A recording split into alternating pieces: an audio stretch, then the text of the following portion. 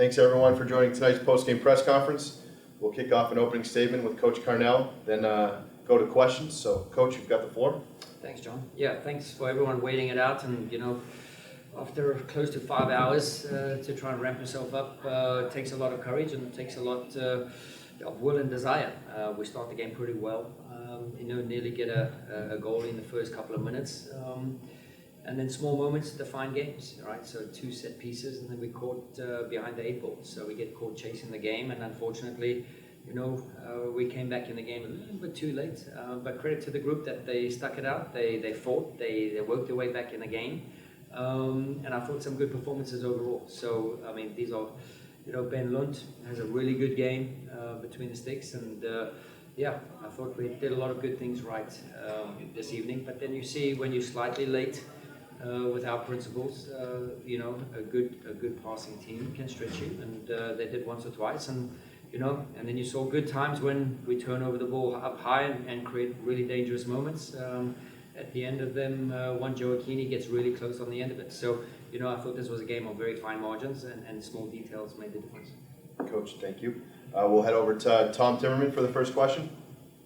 Bradley, did the offense start working better at the end there after the subs, or was it just a matter of the kind of desperation going forward at the end? No, I don't think we looked desperate. I really don't think we looked desperate. I thought we showed a lot of urgency out of the break. I thought both halves were actually all right. There were a few moments where you feel they break our front three, but we recover, right? It's part of our game, to come back in the game and then recover, and strikers working, to defend as well. And, it might look uncomfortable for a few moments, but it's not that dangerous. So, what all came out of it? I mean, later on in the game, yes, Tom, that we start chasing the game, that they have 1 or 2 transition moments where they could capitalize, but so could have we. So, a set piece today was the story of both teams. Defensively, the plays that led to their set pieces, I guess Perez kind of gets beat there and Bell comes in late, and then, the Bartlett handball is kind of not a whole lot he could have done about that. But when you see how the defense did in those moments, is that kind of what you're looking at? Yes, I mean, sometimes, sometimes we're open too much through the middle. Sometimes then, we protect the middle and then it's open on the side. So, I just thought we could have been a little bit more proactive in the mind, and then the body could follow. And we played a little bit of catch up like that, which could be understandable after, a 5-hour wait in the locker room and not knowing if we're playing tonight. And every 3 minutes there's an update and then there's no update. So to stay, dragging on the line like this, it just becomes a lottery how you start the game and how you come out, So we just have to now, turn our focus to Thursday and regroup and get ready to go.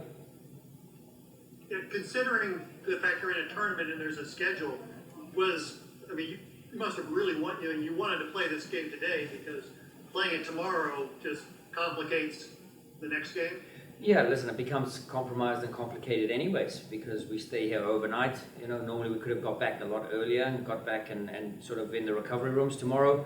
Now we use this as a travel day tomorrow, so which becomes a bit tricky, right? So you lose 1 day pretty much, and but we'll adapt.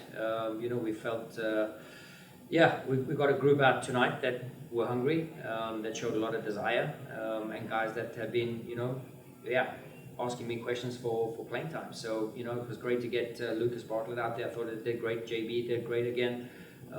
So again, credit to this group to not back down, and this could have turned very quickly into a 4-5-0 game, but it didn't, right? And it just showed you that the resiliency of our group, we went down with a fight.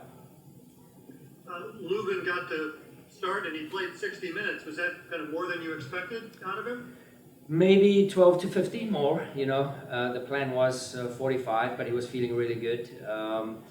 And he wanted to, help his team. So, we said, okay, another 10, 12 minutes and we'll make the changes. And just to bring on some fresh legs. And we know we progress Edu now. It's a match day -4 tomorrow for him. So we can try and ramp him up and get him ready for Thursday. Did everybody else come through this one? Okay. Yeah, not too bad. I mean, Jobs had something going on, after one of the tackles with his thigh or his groin. I'm not too sure. He's busy with the medical staff now, but it doesn't seem like anything serious. So we're just going to monitor that and hopefully he gets through that. Tom, hold on. We've got a question here in person. But like you said, there's logistical challenges, whether you play tonight, whether you play tomorrow.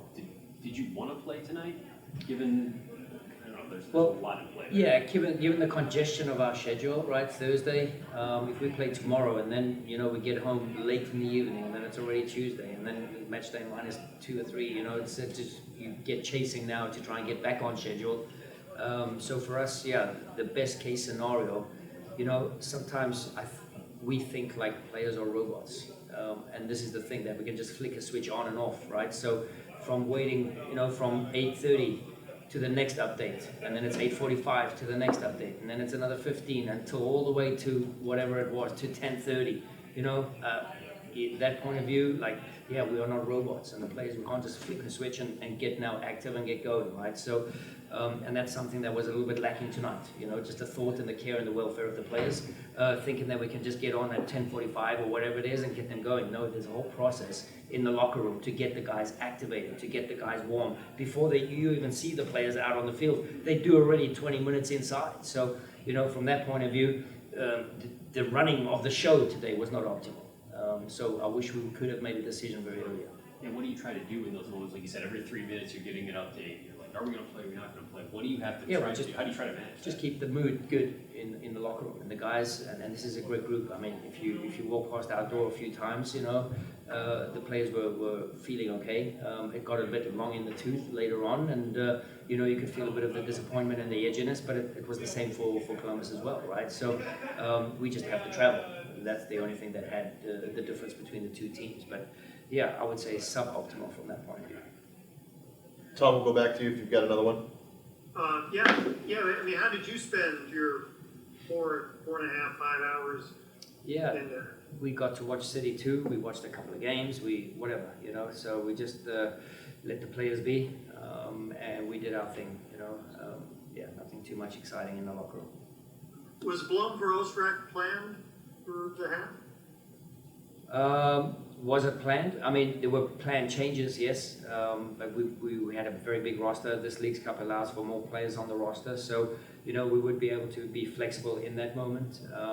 But just the game, the way it progresses, we thought that 2 6s would be the answer, and then Miggy for Indy or Indy for Miggy later on in the half, and give Edu his 10 minutes in the 10. Just move him up the field.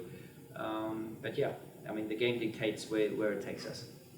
Tom, we got time for 2 more. We're going to go in person here and then wrap up back with you. Okay. With the tomorrow turning into a travel day now, what is at the top of your priority with this? As far as, all right, now we got to move on to the next thing. Yeah, I mean, luckily with us, we've been able to, get a lot of guys good minutes, and we've been able to be flexible on these tight scheduled weeks.